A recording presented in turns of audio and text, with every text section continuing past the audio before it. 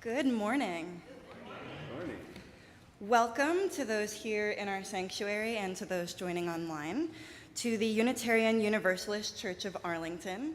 Today is Sunday, October 16th. My name is Ashley Grieve, and I'm a member of the Board of Trustees as well as a youth group advisor. In fact, I do need to leave just after this to spend time with our youth, so please excuse the side exit. UUCA is an intentionally welcoming congregation to people of all backgrounds, races, genders, sexual and romantic orientations, and abilities. Our mission is to be a place where anyone and everyone can come for community, find inspiration, and live with purpose. I hope that you find something today that nourishes you, something that heals you, something that inspires you. And speaking of inspiration, registration for Faith 360 classes is still open for this fall because religious education and spiritual growth aren't things that we grow out of. It's not simply for our children. If you've ever wondered, where is the Sunday school? Where are the RE classes for adults? This is it. And there are some really cool offerings this fall. We have discussions on aging with grace, the history of the flaming chalice, owning your religious past, humanism, social justice, women in ministry, just tons of thoughtful content. And if you do need childcare during any of the in-person sessions, please check with Leanne or the staff and we can make those arrangements. Also, you may have noticed that we are not checking proof of vaccination at the door. We are still checking that for children in RE, for RE advisors, for those on the staff. And it's also worth noting that we are still in covenant with each other to keep our vaccinations up to date. If you were able to join in person today, we invite you to join the coffee hour following the service, which, again, if you're here, will be just outside the sanctuary and to the left. And if you are a standing friend or a member, please do me a favor today, because as I mentioned, I have to go. I may not be back for coffee hour. Please say hello to our newcomers for me. You never know what it took to get them in the door today. Half the time, I have to psych myself up for basic social interactions because of anxiety, so it's really important that our welcome is authentic. So with that, thank you for being a part of our community, and thank you for participating today, and welcome.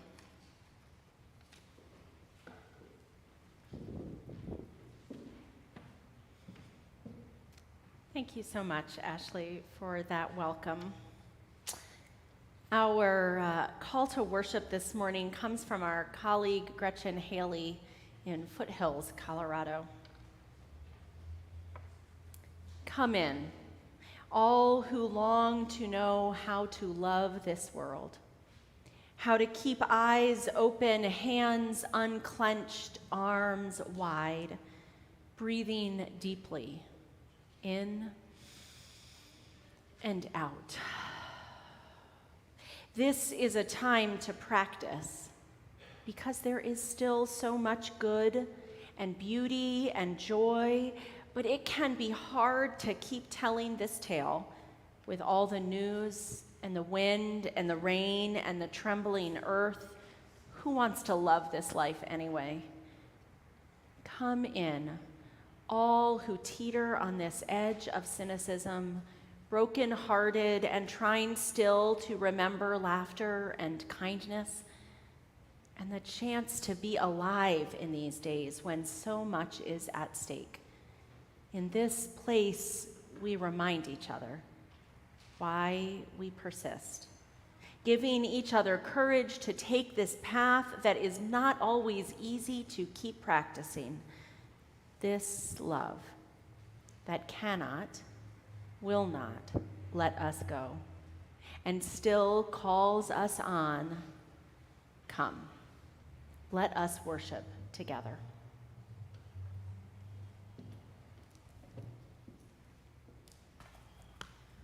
This morning, we light our candle of compassion and specifically point to 3 areas.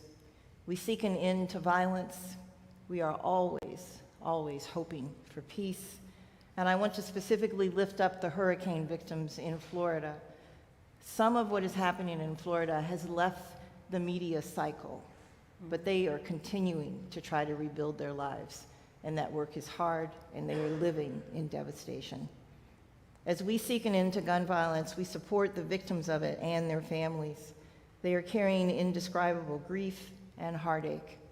We again remind our legislators and our public officials that they need to take serious steps to pass meaningful and common sense legislation to end the gun violence affecting our lives. We also acknowledge the people of Ukraine and send them both strength and solidarity as they continue to face the raw brutalities of an ongoing war. Today and every day, stop. Think about what you have. Think about what others do not. And think about ways we can work together to make the world a more compassionate and loving place.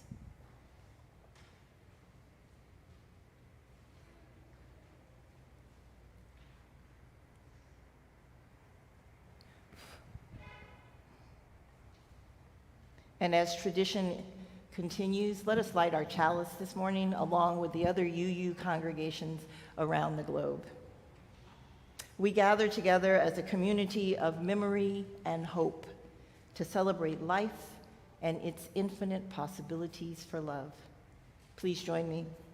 We light this chalice as a symbol of the light within every human heart. May our individual sparks meet and merge, bringing both light and warmth to the world. I invite you to turn in your gray hymnal to hymn number 396 and stand as you're willing or able. And since our theme this month is courage, I'm going to ask you to be brave. All right? This is sung as a round, and I'm not going to assign the 1, 2, 3, 4. What I'm going to do, though, is to say we'll sing it all together twice, and then you pick and sing, come in whenever you'd like. So stand as you're willing and able. We'll sing it through together twice, and then let's do an automatic round. This is time for improvisation, folks. I know this rose will open.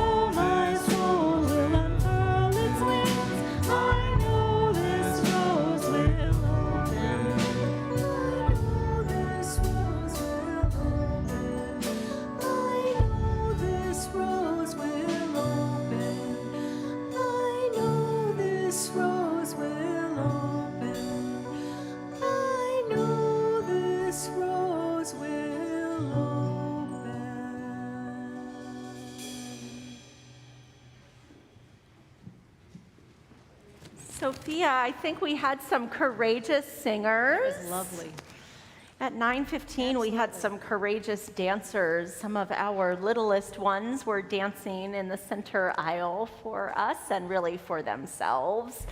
And now I want to invite others slightly shorter than me, which is not really a high bar, folks to come on forward if you would like to join me on the chancel for a story. Come on up. You are welcome to bring your grown-up with you if you would like to, or to just join me right here. Come on up. Oh, excellent. We have a bear joining us. We had a couple dogs at 9:15, so that's nice. Come on up. Come on up. Excellent. Okay, here we go. I'm going to need just a little help with this story. So I think that I need someone who can be a tree. Now, hold on.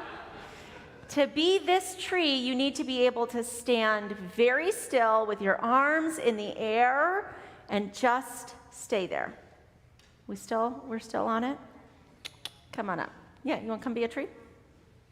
Okay, right here. Arms up. Actually, you know what? I need a lot of trees. So I need another tree and another tree and another tree and another tree and another tree. Come on up. Okay.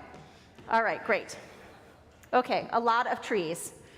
Now there was once, I need a little girl. Okay. There was once a little girl, and I'm going to need 2 sets of people. So can I have one set of people over here, scooch together, be my people, and one set of people over here, scooch together, and you can pick which people, where you're going to go. Okay. Over here, we're going to have, this is Amrita. Can you wave? Amrita, we're going to have Amrita's family. And over here, we're going to have some people who, I'm sorry to tell you, want to cut down all the trees. Okay? Okay. Okay, here we go. You want to switch? You can switch. That's okay. What's that? I do need people over here. You're going to be the people that want to cut down the trees. So it's okay. Yep, there we go. Dee's got it. She's ready to cut down trees. Okay, so once there was a little girl named Amrita. Can you wave for me? Thank you. And Amrita lived in a place with many trees, right? And with her people, with her family and her friends and all of the people in her town, her city, her village. Do any of you live in places with trees? Yes, near you, in your yard, or on your walk, or in the park. Okay, so just like Amrita. So there was Amrita in her place with many trees. Trees, really be tree-like. Yep, there you go. Okay, great. One day, some people came to Amrita's village, and they said they were going to cut down the trees. Let's see, can I see? What's it like? Oh yeah, chopping, and they had big machinery. All of the people in Amrita's town said no. But they were really sad about the trees, so they said no, like a lot. Don't cut our trees down. Amrita was so sad to imagine the trees being cut down. But one by one, they did. They cut down the trees one by one by one, except, one tree was still standing. Please don't cut down this tree, said Amrita. Please, she begged the people. Don't cut down the tree. And I can see, you can already tell what Amrita decided to do. She put herself right in front of the tree, held her hands out wide, and said, I won't move. Oh, thank you, Ref CTC. That was very beautiful. Let's all say it. Ref CTC helped us out. Ready? I won't move. Amrita said, you can't cut this tree down behind me because I won't move. I am staying to protect the tree. Well, the people in Amrita's town were so worried for her. Oh no, what's going to happen? They thought, please, please save the tree and save Amrita, right? What do you think happened? Was Amrita strong enough to save the tree all by herself with her single act of courage? Oh, what do you think? Oh, that is not how the story goes, but it is a really better ending. All her people helped. They got up on their feet and they they rolled their way in all the ways they traveled, and they joined Amrita in protecting the tree. And do you know that the folks who wanted to cut the tree down decided they couldn't cut that tree down, and still to this day, Amrita's special tree, can you wave to us, special tree? stays in her sacred grove and stands there still. So let's hear it for Amrita and her people. Great solution. Thank you all so much. And you know what? I am also proud of the people who learned not to cut the tree down. So well done for them as well, and the growth that they showed. We are going to send you on your way to classes. Thank you for helping me tell the story this morning. Well, I know. Next time we'll save all the trees.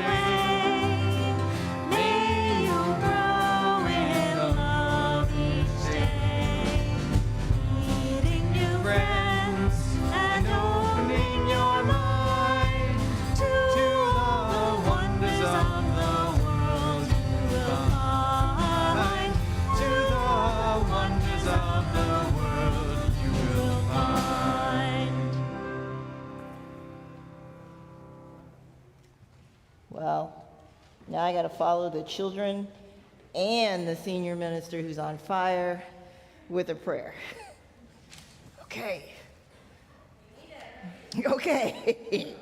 So I want you all to just take a breath in and breathe in that children's wisdom lesson and let that breath out. And take another one in and let that breath out. And feel yourself right here in this space, in your sanctuary, with your people. This morning's prayer was created by Reverend Tamra Labak. I offer you her words. Holy One, source of sources, you who dwells within us and moves among us, help us remember the blessings of purpose, the blessings we have received throughout our lives when the fire of our souls burns most brightly. Help us remember the moments of clarity when our direction felt in line with a greater purpose, when the doors of opportunity were easy to see and even easier to open.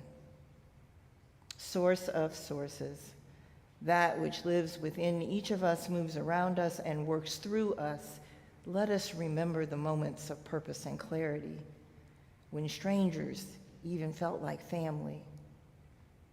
We come to you this day and we ask that all have a clarity of spirit in their lives, that the power of a mighty wind opens the horizons of our hearts and our minds, that the inner fire that burns within us all burns brightly. Let us be inspired this day to sing out praise of our glorious lives. Let us use the language that is beyond the power of speech, that moves us, instead to a language of action. Let our lives be the beacon of justice and love, that the world might know hope through our words, our story, our song, our steps taken in action. O source of sources, Holy One, we ask this day that our inner fire burn brightly with compassion and courage and purpose and love. Let us burn brightly for whatever number of days ahead are still ours to claim. These and the many prayers of our hearts, we pray them now. We hold them as one in a moment of silence.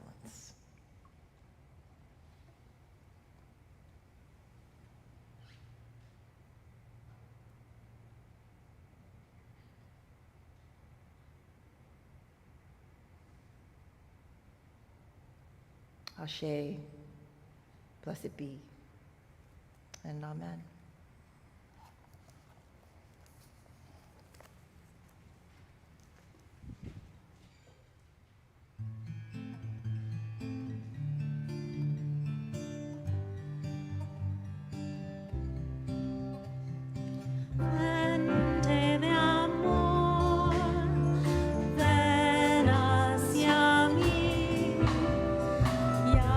Corazón, cántale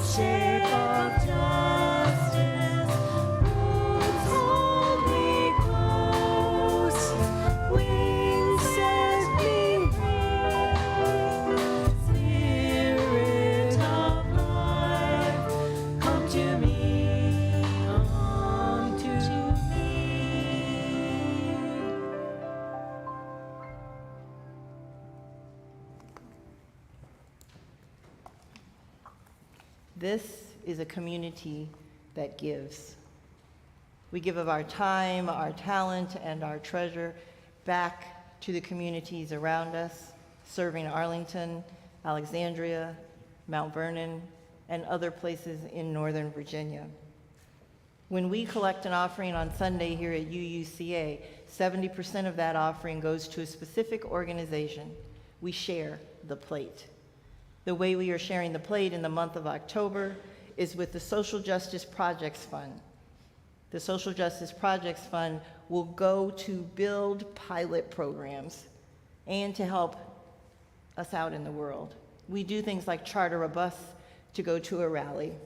We are now building and stocking little food pantries, one of our newest initiatives that will begin in November. We celebrate things like National Coming Out Day with a cake and amazing balloons. We purchase ingredients to prepare meals for the homeless. The Social Justice Fund puts dollars and cents to good work around us. We split our offering, like I said, 70% for that Share the Plate recipient, and 30% supports the ongoing work of our congregation. Your offering this morning allows UUCA to continue to do good work. Will the ushers please come forward and collect an offering? You can donate by going to our website. You can donate by dropping a check in the plate with Share the Plate on the memo line. And as always, we will take your cold, hard cash. Please give as generously as possible.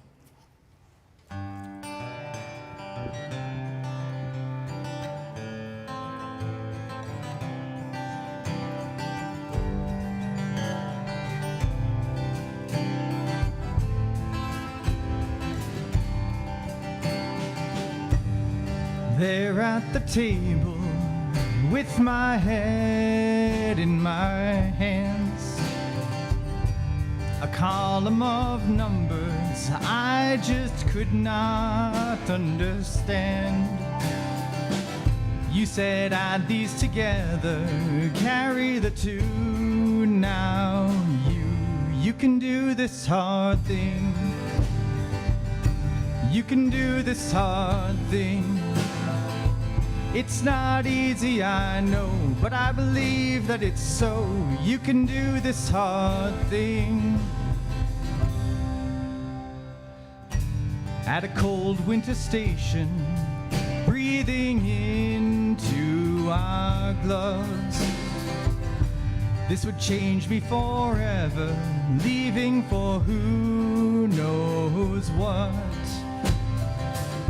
You carried my bags, you said I'll wait for you. You can do this hard thing. You can do this hard thing. It's not easy, I know, but I believe that it's so. You can do this hard thing. Late at night I called you, and you answered the phone. The worst, it had happened, and I did not want to be alone.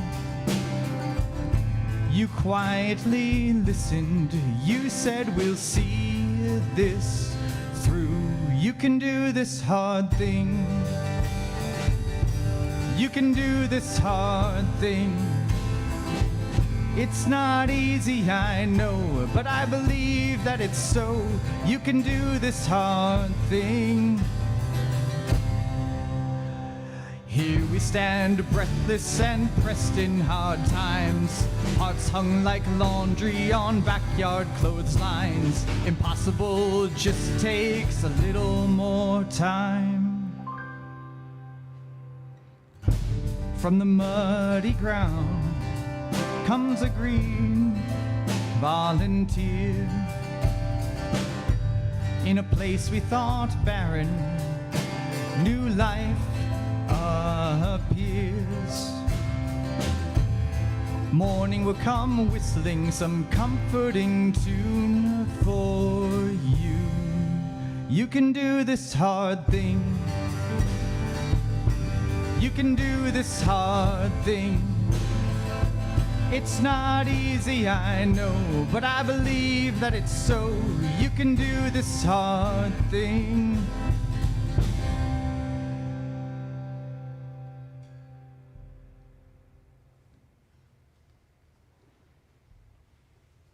You can do this hard thing. So I don't know about you all, but I love church. I just love Sunday. It's my favorite day of the week. I get to be with you all. I get to hear Steve. I get to hang out with Amanda. I get to ask people for money and they give it. I mean, it's like, what's better than Sunday morning in Arlington, Virginia? I'm sharing that with you because when I said it this morning, no, really, for you all should clap for yourselves. I said that at 9:15, and I had someone say to me as they were leaving, say that at 11 too. I do, I love Sundays. I want to share with you as the ushers bring the plate forward that our new initiative that I mentioned, Little Food Pantries, mirrors what you probably know as Little People's Libraries. They're tiny structures that are filled with books. They're in front of people's houses. They're at grocery stores. What we are going to do here at UUCA is take that idea and combat hunger. We are going to establish little food pantries on our campus where people can reach out and get non-perishable foods 24/7. It's really easy. You all will bring non-perishable food. We will hold on to it and then fill the little pantry. The goal... Yeah. This one is not rocket science, guys. It is not. You bring food, we put it in the pantry, we let the community know that those pantries will be there for them. We also want to add another layer to the initiative. Is we want the world to know if they want to build a food pantry, a little one, we will teach them how. So not only are we going to help right here on our campus, we want to spread the word of little food pantries out into the community. Let's bless this offering. We bless and receive these gifts, opening our hearts to true generosity. Please join me. Let us be grateful when we give, be it time, talent, or treasure. Let us be grateful for our needs and the experience of vulnerability. Let us be grateful for those who share their gifts to nurture this congregation. Thank you.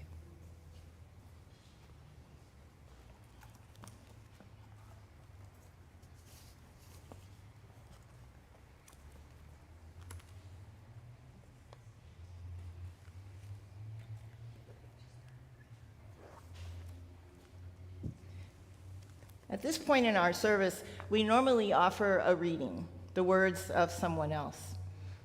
On Saturday, after a few emails, Rev. Amanda and myself decided what we wanted to give you were bites of courage, which is our theme for October. The stories I'm about to share with you are real stories. They are the courageous stories of real women. There's an organization called Women for Women International. They work at the critical intersection of women and the violent conflict of war. They provide skills, knowledge, and resources that create sustainable change for women, for their families, and for their communities. In early 2018, they held an event at the Women's Museum, the National Museum for Women in the Arts in Washington, D.C. These stories were shared on that evening. The power of Women for Women gave us these stories. The first one is from Hajar Abult Aziz. She spoke about her passion for soccer and how she's using sports to empower other women and girls in Afghanistan. I know healthy women and girls contribute to a stronger society and country. That is why it is my mission to help Afghan women learn about and demand their democratic freedoms, including the right to play sports in schools and in their communities. The second story came from Philomena Kwa. Philomena spoke about being a model of color and talked about what it takes to change unreachable beauty standards.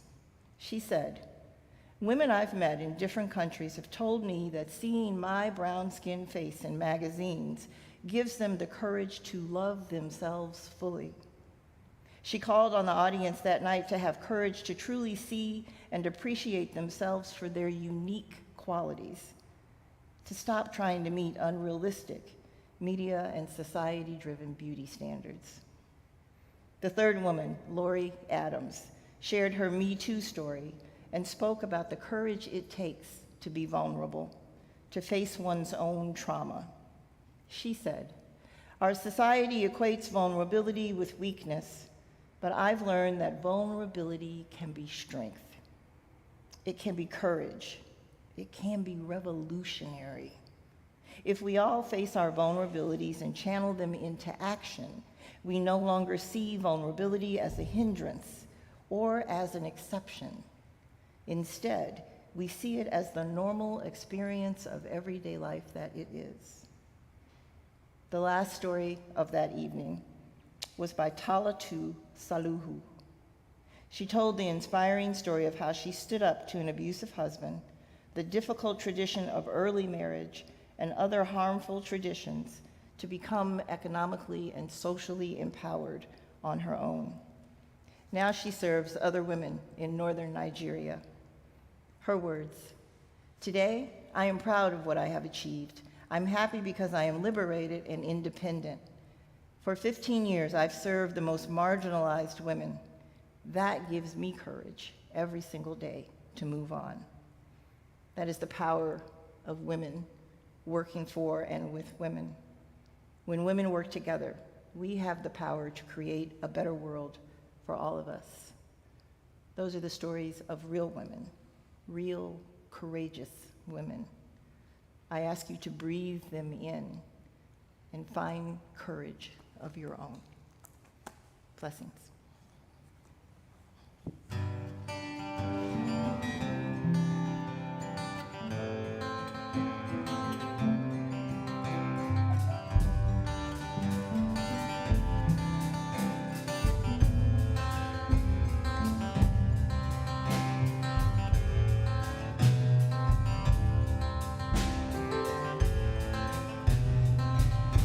You can do this hard thing.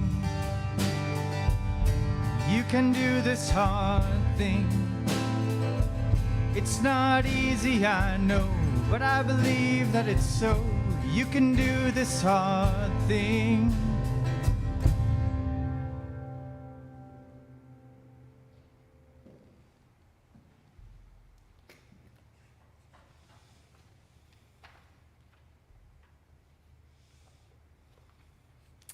Thank you so much to the band for the music today. Wait till the postlude. I'm just telling you right now. Oh, it is a joy, and I'm sure you're all pleased that Rev CTC and I sing backup on all the songs, too. We're having fun over there. We are. We sound really great, by the way. Just no need for rehearsal for us. This month, we are discovering, wondering together, what does it mean to have courage? Rev CTC shared with us examples from women around the world, women who were honored, in fact, for their courage, for the life-changing and sometimes world-changing choices that they made. I think sometimes it feels like courage is that. You know, it's some big moment that everyone would be able to recognize as courageous. Maybe you would get a medal for it. But of course, we know too that courage shows up in much quieter moments, in ways that someone else might not even recognize, perhaps that we ourselves don't recognize until we look back and see our choices or what we have survived for what they are, courage. I'll remind you what we learned together last week, the etymology, the origin of the word courage, meaning to act with heart. So this week, I invited you all to share your stories of courage, to send me writing about times in your life when you have acted courageously, and indeed you did. All of the stories that I'll share this morning come from members and friends of this congregation, this community. They are your stories. I was grateful and honored to receive them, and I am grateful and honored to give them back to all of you. The very first submission I received right after the prompt was published for this sermon was in the form of a poem. It comes from Peter Koppelman, and it's titled Question. Tell me what it is you plan to do with your one wild and precious life. Mary Oliver. Good question. Maybe the most important question anyone can ever ask. Looking back on my life, how did I do? I had a dream, a vision, a plan for my one wild and precious life: to be a public interest lawyer, to be a warrior for justice, using the law as a weapon to make the world a better place, at least as I saw it. I used my legal training to represent the underrepresented in state and federal courts, state and federal legislatures, and in the court of public opinion. The elderly, the disabled, farm workers, Mother Earth. Sometimes I had to risk my life while also leaving time to raise a loving family in the midst of stunning victories and devastating defeats.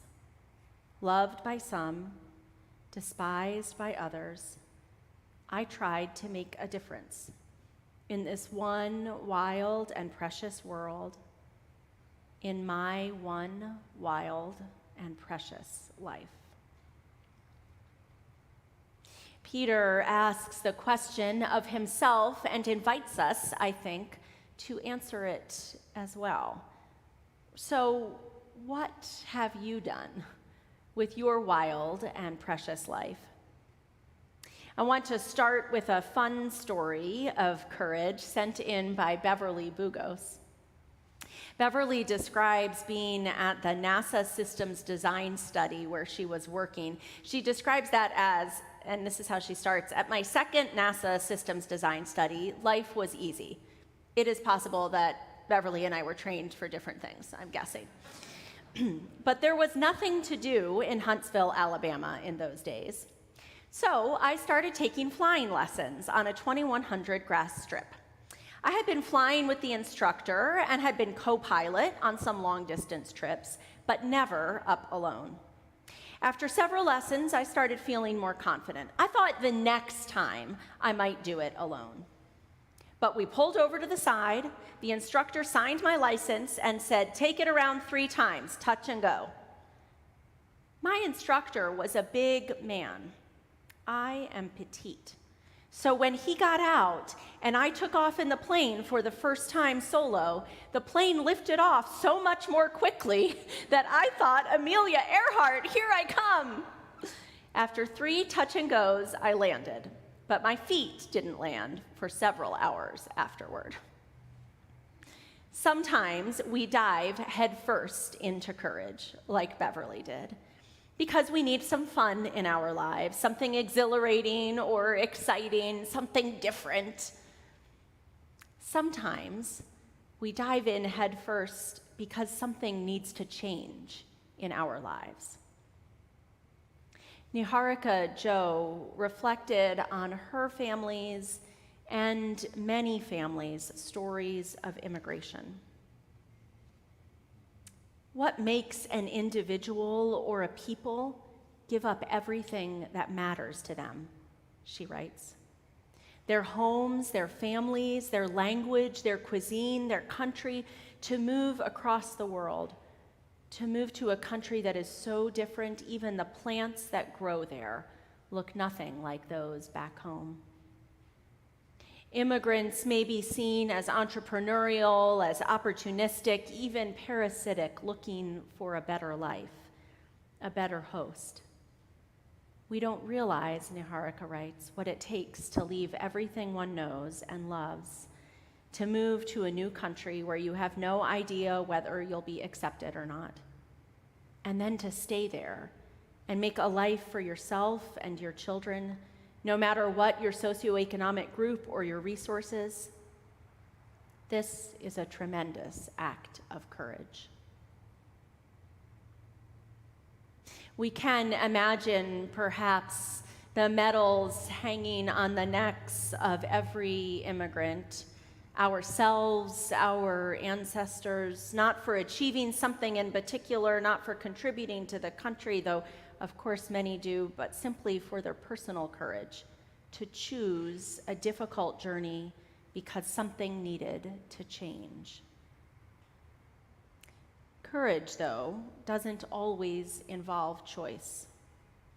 A number of you sent in stories that spoke to your own health struggles or the health struggles of those that you love.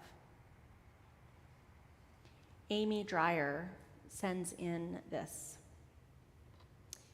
In 2014 and 2016, I came close enough to death to scare the pants off everyone around me. I spent time in ICUs in Montana and Virginia. Spoiler alert, I survived. Dying was never a possibility in my mind, and so it was afterwards that I realized what I'd walked through. Being a doctor, I did diagnose myself and save time in the ER. I was able to explain to my spouse what was going on. Not giving in to death wasn't courageous for me. It was the only possibility. But for my family, living through those harrowing hours when doctors were not telling my husband the full story, how he faced our kids and then me, that took more courage than I can name.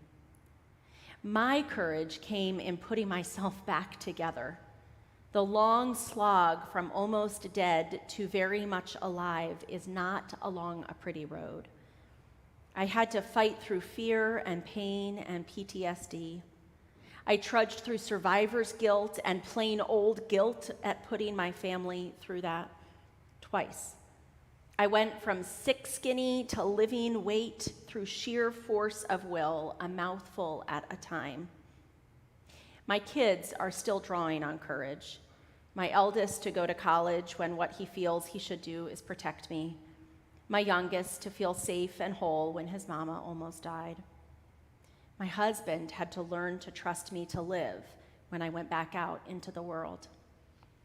That's my story of courage. Lisa Lerman sent in a story as well about illness and about continuing recovery. I became very ill, Lisa wrote, with a mysterious disease in 1997 and have been struggling with chronic illness ever since. Scores of doctors, mostly unhelpful. Eventually, I realized that part of the problem was that exposure to indoor molds was highly toxic for me. This sensitivity may have been caused by chronic tick-borne infections, which I discovered yet later. I had to quit my career because I worked in a moldy building and leave my house because of mold. I lived in an endless series of temporary lodgings for 2 years and learned how to camp out alone at age 60. For several years, I was dangerously ill. High blood pressure, foggy brain, fatigue, and so on. Many friends and family did not believe it. Those were scary years. I worked hard to learn about my health issues and find paths to healing. I'm still on a healing journey, but so much better than I was. And Jeannie Everett sent in a story of care for a loved one, of what to do when the prognosis cannot possibly be how you hold their care. Unable to get pregnant, Jeannie wrote, we adopted a child, a son. What excitement my husband and I shared with this bundle of energy. So of course, I became pregnant and we had our first biological son. Later, a third arrived. At the age of 1 month and 16 months, the 2 boys and I were dropped off in Lancaster, Pennsylvania, where I grew up and where my parents still lived. And Bryn, that's Jean's husband, went off to Vietnam with the first calf in the fall of '65. About a month later, Marcy, our infant, had his first medical checkup. And due to the doctor's concern over Marcy's unusually large head, we were sent to Philadelphia Naval Hospital for further evaluation. There, he was diagnosed as hydrocephalic. Following surgery, I was told that my beautiful little boy did not have brain cells. I could not believe the surgeon's words. Big Brother and I only knew one way to treat Marcy, and so we talked to Marcy. I propped him up to eat. I challenged him to use his legs. Marcy responded to our love. The pediatric neurological doctor could see signs of regeneration of gray matter.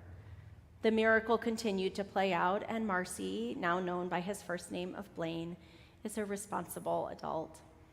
I find it so difficult to relive those first months following Marcy's surgery when his future was still in question. This was a new experience. I had no references to build on. I cried.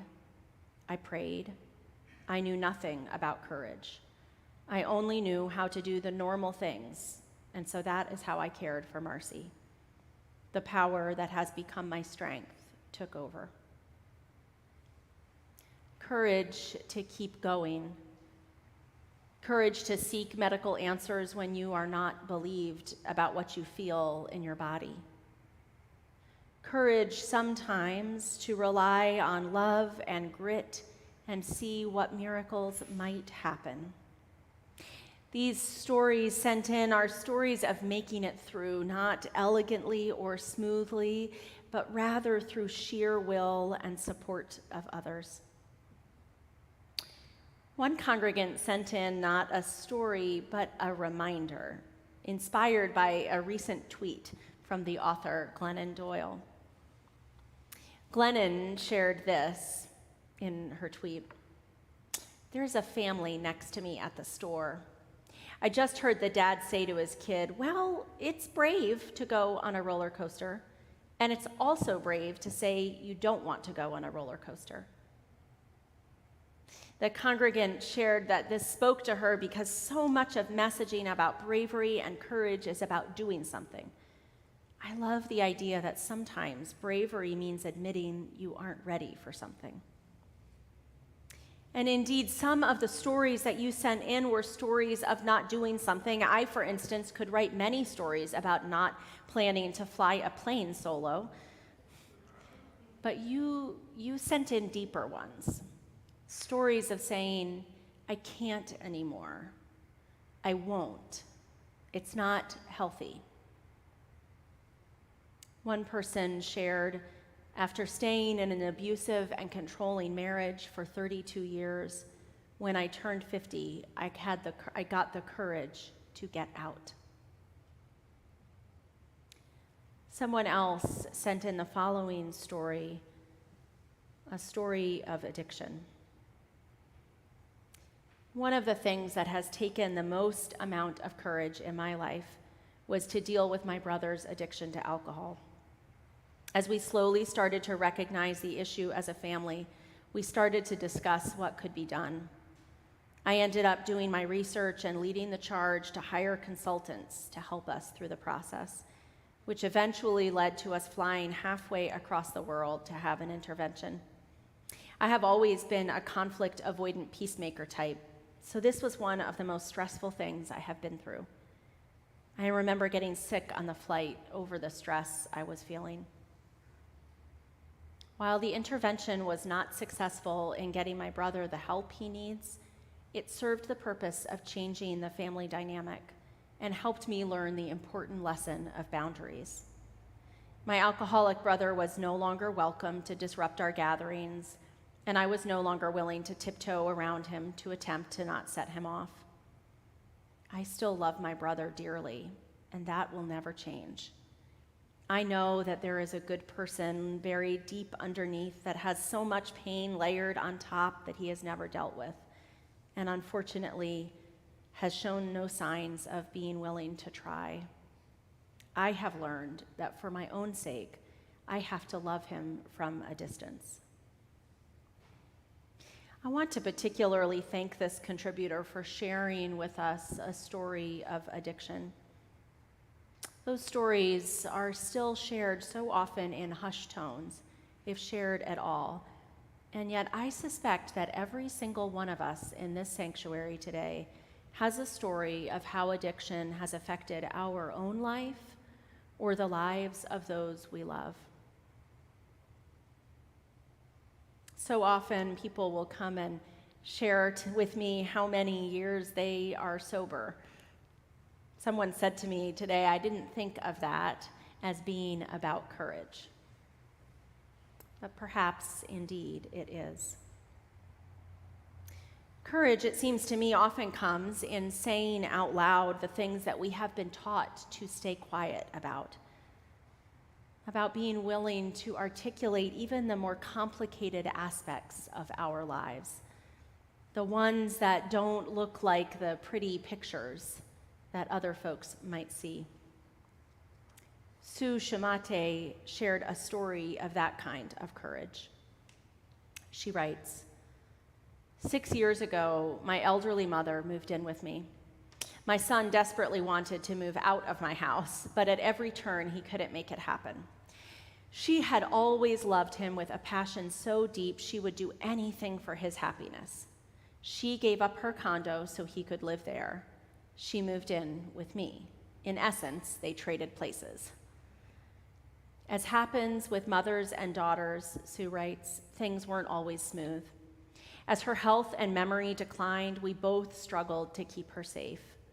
Friends and family called me a saint, an angel, a fantastic daughter, but I felt like a fraud. While I took good care of her physical needs, I was distant and sometimes aloof when she needed emotional support. When she died in February, the grief set in. Not necessarily the grief of her passing, because she was prepared and ready to move on with her end-of-life journey. Instead, I grieved the moments I could have offered a hug, more time to listen, and tell her how much she was appreciated. I'm still finding the courage to face my shortcomings and to accept them. A harder task is remembering and acknowledging the good. Courage, for me, is a work in progress. Courage is a work in progress. Perhaps that resonates for you as well. Perhaps, like Sue and like some of our other storytellers today, you are still learning how to tell the stories of courage in your life. How to do that hard thing. D. Daisy Emery sent in a story of courage for changing the world, even when it is difficult. She writes about a time in 2003 when 5 hurricanes had just torn through Florida, hitting the Panhandle particularly hard. Dee writes, the government called out for people to join FEMA and aid in the huge, daunting recovery. They offered training, transport, funds, a rental car for anyone who would sign up to help for 30 days. After I saw how desperate things were down south, I thought I needed to help. But over the previous few years, my anxiety had ramped up, taken a tight hold on what had been my true fearlessness, and made things like flying and being in new spaces hard to handle. After talking with my family and friends, I began to feel like it was something I was meant to do, had to do. So my friend took my cat for the 30 days I would be away. I forwarded my mail, and I packed for a 30-day trip into the unknown. I had 48 hours to get to Orlando, where my assignment would be given me. I felt rushed, putting one foot in front of the other in slow motion, but really fast, trying not to second-guess this decision. Tiny plane seat way in the back. The plane took off with me crying with anxiety, pushing off regret. 30 days would be a long time without my comfort zone things, my control. But here I go. Dee writes about the power of those 30 days, wearing her Homeland Security FEMA jacket and trying to help people coming in with desperate situations. A 4-pound baby girl arrived early, an elderly couple apologizing for wasting my time, but they were just so hungry. Barefoot families walking out of the woods to sit and wait 5 or 6 hours to get their turn. To say it wasn't an intense experience, Dee writes, would not be nearly enough. It was grueling, scary, and challenging in ways I haven't felt before. But I knew by the 3rd or 4th day that it was exactly where I belonged and needed to be. I had pushed myself through so many more scary events in those first 30 days. I had been a small part of something much bigger than me. Getting back home, Dee says, was amazing. I felt proud, I was exhausted, I was changed. And although I could not do that again, I had been brave. It's an experience I remind myself of when another adventure or challenge appears. Here I go again. Here I go again. Whether we are jumping into a plane to fly it solo because we need more excitement in our life, or whether we are strapped into a tiny seat in the very back row crying with anxiety as the plane takes off, we, all of us, hold stories of courage. Stories when we did a hard thing, whether we chose that hard thing or we did not. Many years ago, I remember learning about penguins on an ice floe. I promise this is going to come around. Penguins line up at the edge of an ice floe. Maybe you've seen pictures like that, all the penguins in a little row. They stare into the water, getting ready to fish so that they can bring back home their prey for themselves and for their little penguin families. But no penguin goes over the ice floe until jostling and jostling and jostling, one penguin slips a little and heads into the water. And then the other penguins will start to follow. Oh, okay, the water must be safe. I'll go in. And together they hunt for their meal. The penguins need some first penguin to go. Courage is contagious for our little penguins and for us, too. Courage is contagious. This Sunday at coffee hour, as you work up your courage to say hello to someone that you do not know, I invite you to go just a little further. Ask them what their story of courage is. I guarantee we all have one. Tell your own story of courage to your child or your parent, your covenant group friend. Tell it to me. I loved receiving these stories, not only to share them back, but as a way to get to know each other better. Courage is contagious for penguins and for people. May we be a congregation where we share courage by telling our stories, by reminding each other we are not alone on the ice floe, by remembering together that we can do hard things. I invite you now to sing into being that contagious courage. We'll sing hymn number 1015 in your teal hymnal, I Know I Can. And we are going to sing verses 1, 2, and 4. 1, 2, and 4. Yeah? 1, 2, and 4. We got it.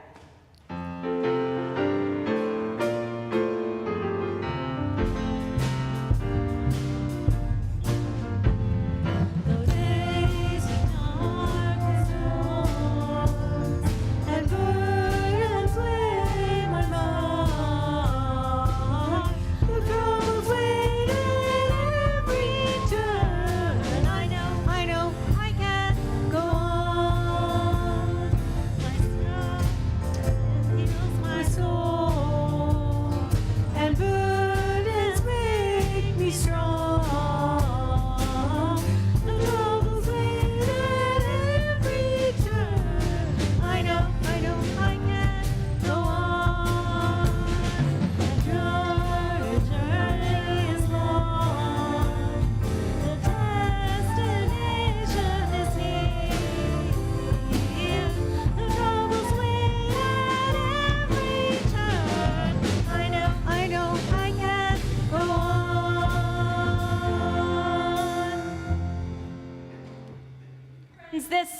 Sunday, ask for a story of courage.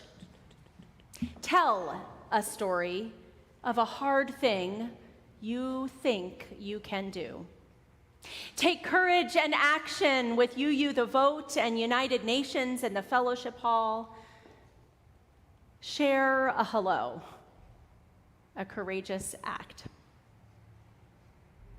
Friends, let us be a congregation where courageousness is contagious, where we can do hard things.